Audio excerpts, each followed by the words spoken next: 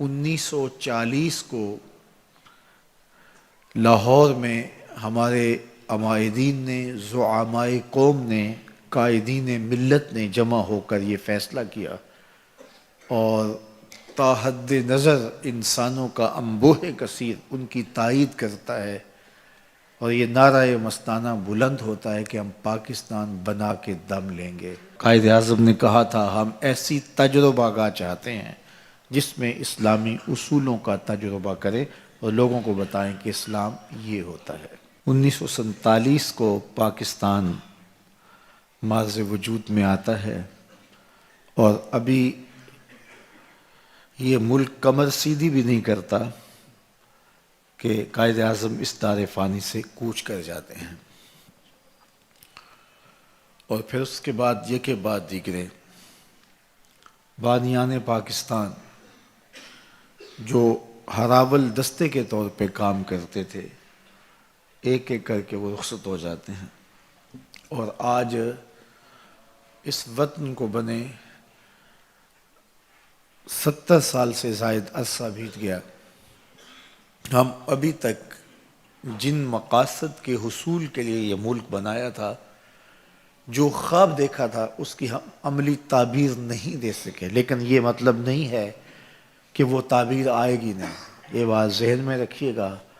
تعبیر تک پہنچنے کے لیے وقت لگتا ہے۔ کبھی ایسا ہوتا ہے کہ آپ رات کو خواب دیکھتے ہیں اور دن کو اس کی تعبیر مل جاتی ہے، اور کبھی تعبیر تک پہنچنے کے لیے کنعان کے اندھے کنویں میں جانا پڑتا ہے، پھر مصر کے بازار میں بکنا پڑتا ہے، محلاتی سازشوں کا شکار ہونا پڑتا ہے، جیل کاٹنی پڑتی ہے۔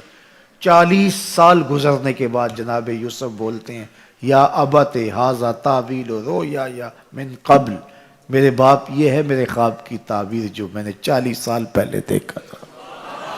تو لازمی نہیں ہے کہ کسی خواب کی تعبیر آپ کو فوراً مل جائے۔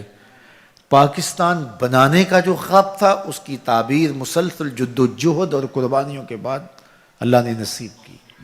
اب پاکستان جن مقاصد کے لیے بنایا گیا تھا، انشاءاللہ وہ خواب بھی شرمندہ تعبیر ہوگا، دی گئی قربانیاں رائے گاں نہیں جائیں گی، شہیدوں کا بہا ہوا خون ضائع نہیں ہوگا۔ 1 2 4 10 یا 1000 لوگوں نے قربانیاں نہیں دی، لاکھوں لوگوں نے قربانیاں دی۔ ایک خواب تھا جس کی وہ تکمیل چاہتے تھے، اور اگرچہ بد نصیب لوگوں نے ملک کو لوٹا اور اس ملک کے وسائل کو دونوں ہاتھوں کے ساتھ انہوں نے نوچ کر کے اپنی جائیدادیں بنائی، اور وطن کو جس مقصد کے لیے بنایا گیا تھا اس کی طرف ایک قدم بھی نہیں اٹھایا اور نہ ہی ایسے مواقع فراہم کیے۔ لیکن یہ قدرت کا امتحان ہے اور اس امتحان سے ہم گزر رہے ہیں۔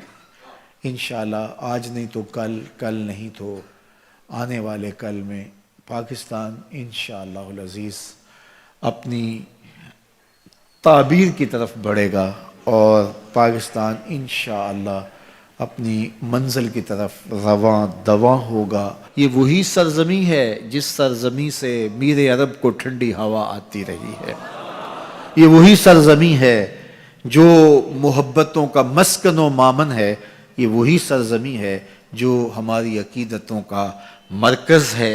اس وطن کے لیے جو ہے وہ کتنے لوگوں کی دعائیں اور بوڑھے اٹھنے والے ہاتھ آج بھی سحری کے وقت اٹھتے ہیں۔ میں عمرے کی سعادت کے لیے گیا تھا تو پاکستان کے حالات جب خراب ہوئے تو جو بھی ملتا تھا وہ یہ نہیں کہتا تھا کہ میرے لیے دعا کرو، ہر ایک کہتا تھا جناب پاکستان کے لیے دعا کرو۔ گنبد خضرا کا سایہ ہو یا صحن حرم ہو، ہاتھ اٹھے تھے اور لوگ پاکستان کے لیے دعائیں مانگ رہے تھے۔ پاکستان سے بھی میسج گئے تو میں نے ان کو جواب دیا، میں نے کہا پریشان ہونے کی ضرورت نہیں، حضور کی نگاہ عنایت اس وطن کو نصیب ہے انشاءاللہ، اور پاکستان مٹنے کے لیے بنا ہی نہیں، قیامت تک قائم رہنے کے لیے معرض وجود میں آیا تھا۔ اس مرتبہ مصطفی اجتماع کی جو پہلی نشست ہے، اس پہلی نشست کا عنوان جیوے پاکستان کانفرنس کے نام سے منسوب کیا گیا ہے۔ انشاءاللہ 2 نشستیں ہوں گی مصطفی اجتماع کی، پہلی نشست جیوے پاکستان کانفرنس اور دوسری نشست اصلاح امت کانفرنس ہوگی۔ آپ سب لوگوں کو دعوت دی جاتی ہے۔